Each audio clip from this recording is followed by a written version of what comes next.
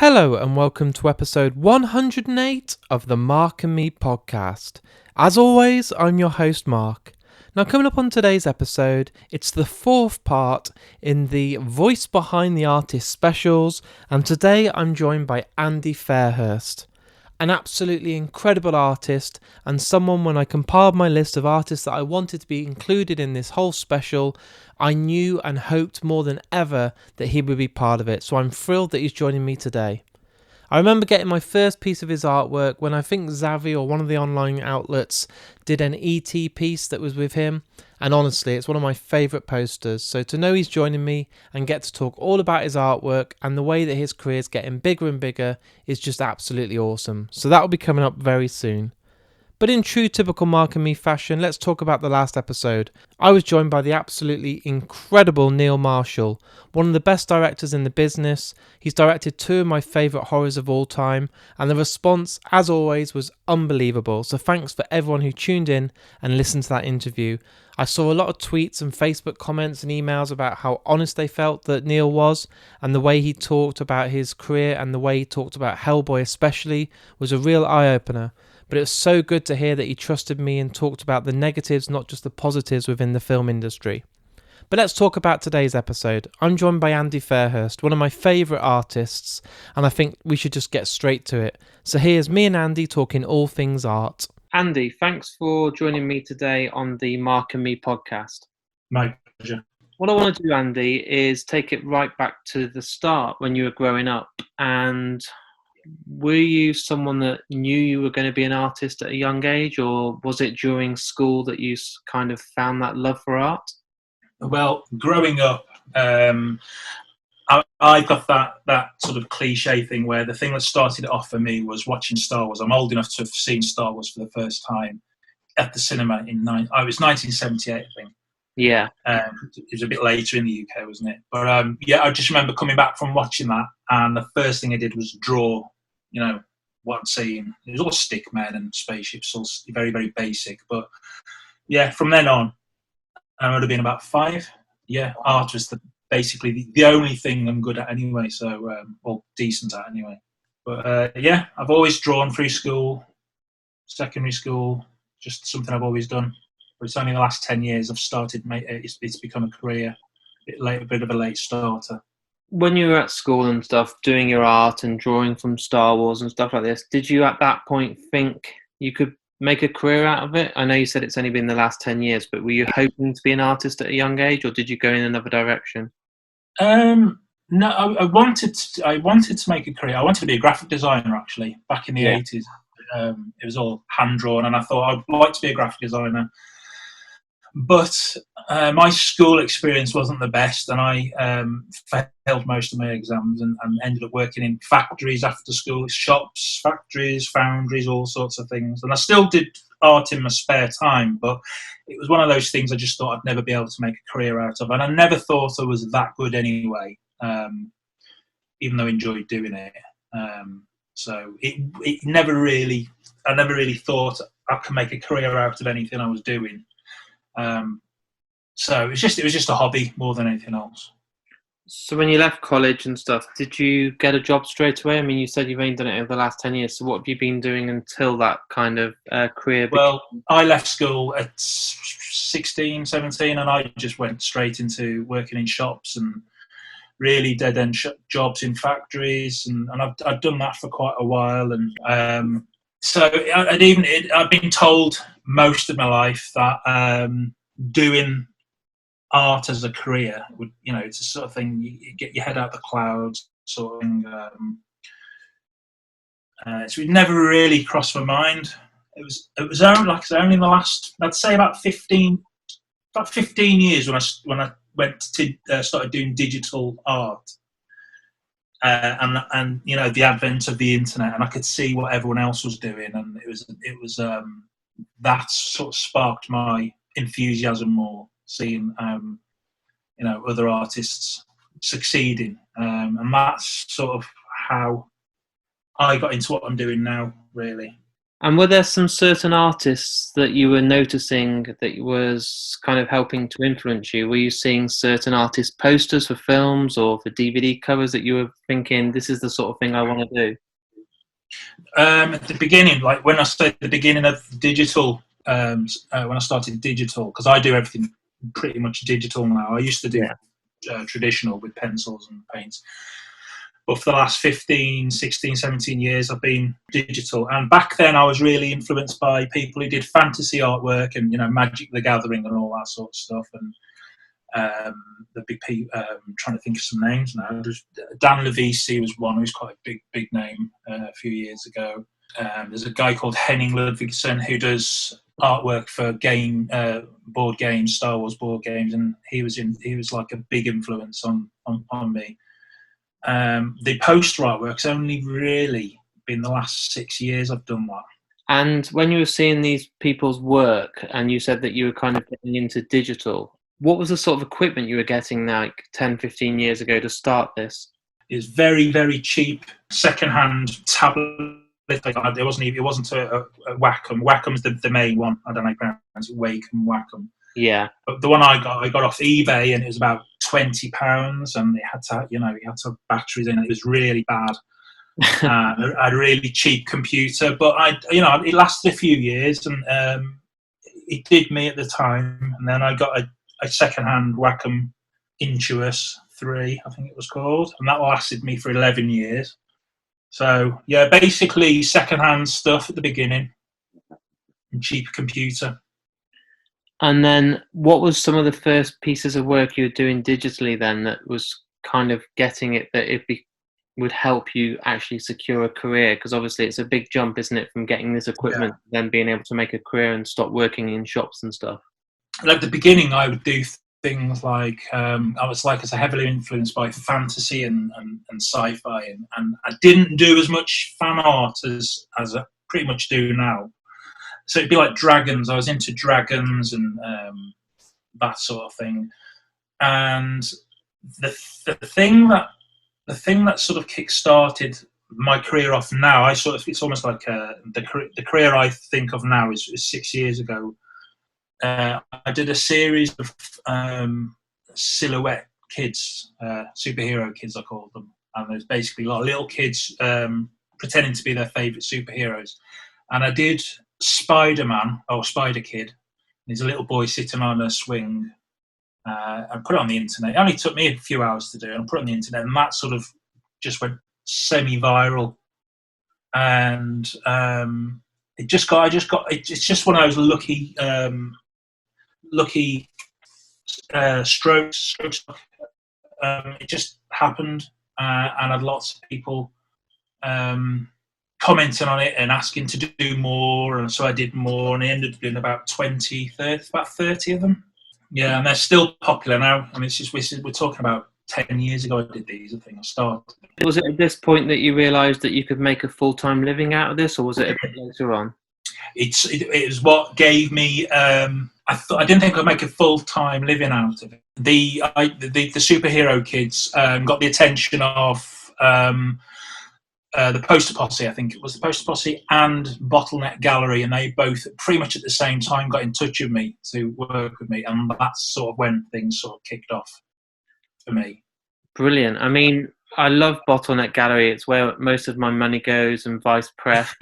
I love how much they're supporting British artists. I saw one of your most recent pieces that you released via Bottleneck for Star Wars. Yeah. How did that project come about for you? I did a Star Wars poster for The Rise of Skywalker last year, and that was for the Poster Posse, for an online promotion. Yeah. And Joe from Bottleneck saw that, and because I've done a lot of Star Wars with Bottleneck in the past, he thought it would be a really cool idea to do the same style but for the original trilogy. So we did that, went with that, and it was quite successful. Yeah, I had a lot of good feedback from that. And one of the first pieces that I actually bought of yours was the ET print. I think it was from Bottleneck, I can't remember, but again, you're a massive fan of the 80s sort of films? Oh, yeah, huge, yeah. Which ET print was this? Was this the He's The one coming out with over the hill, and you can see the spacecraft and the bike and the red light. Oh yeah. Because I did a similar one a few years back for Hero Complex Gallery. So it's a sort of a sequel to that one, I suppose. But the 80s was a huge, and still is a huge influence on my work. I was born in the 70s, but I was an 80s kid. Watched all, went to the cinema every weekend, sort of Goonies, Ghostbusters, Back to the Future, everything. So yeah, it's a huge influence on me. So is that the sort of work you like doing the most, when you get to do stuff that you absolutely love? So, sort of like the Lost Boys or any of the 80s classics? Yeah, it's just pure nostalgia, It's a good warm feeling. It's something familiar, and it's just me. It's one of those things that makes me happy. And if it's an official piece as well, it's just the icing on the cake. So your career over the last few years has got really big. Obviously, you've been working with people like Marvel, doing prints for Star Wars, 20th Century Fox, Disney. Did you ever really anticipate this getting to this stage? Because it must be quite surreal to know that people with massive organizations and companies are interested in your work. Yeah, it's I'd never ever have thought that would happen, and I still can't believe it happens now. And I still think that maybe they've got the wrong person, or do they actually know what they're looking at when they send them? When they send them the pieces, I'm thinking, surely they're gonna twig sooner or later that I'm not as good as they think I am. So yeah, it's always I expect my bubble to burst every single time I get asked to do something. But so yeah, I'm eternally grateful, and it's just a weird feeling. It is surreal, and I've done so many officially licensed things for so many big properties. It's I never take it for granted at all. So Andy, out of all the work you've done, obviously there's a great number of pieces for some huge clients, but what's some of your absolute personal favourites that you're really proud of? It has to be Star Wars. Anything to do with Star Wars is always a massive. It's always a massive thrill, and that again goes back to just it being the first film I ever saw that really stuck with me. Out of all the Star Wars pieces I've done, I think the last three for Bottleneck are probably the ones that stand out for me. And anything to do with Disney, really, because of the same reasons. It's something I've grown up with. It's always been so magical. Anything to do with Disney, I've been a sucker for Disney. So anything to do with Disney is just the dream come true for me. And the last things I did for Bottleneck, the last Disney pieces I did were a set of 6 classic Disney films that I did. And that was a dream come true, that, because they were, they're all, I have very fond memories of them as a kid. I mean, to get to do stuff as well for Marvel, like the Captain Marvel stuff and the Guardians of the Galaxy and stuff. I mean, it must be like an absolute dream. I mean, some of my favourite work you did was for Spider-Man. I think the way that you've captured him kind of jumping over the bus, and it's just absolutely stunning. And thank you. You must be really proud to get to work on these such fantastic films. Yeah, it's again, I can never say it enough, but it is a pinch me moment every time I'm asked to do anything like that.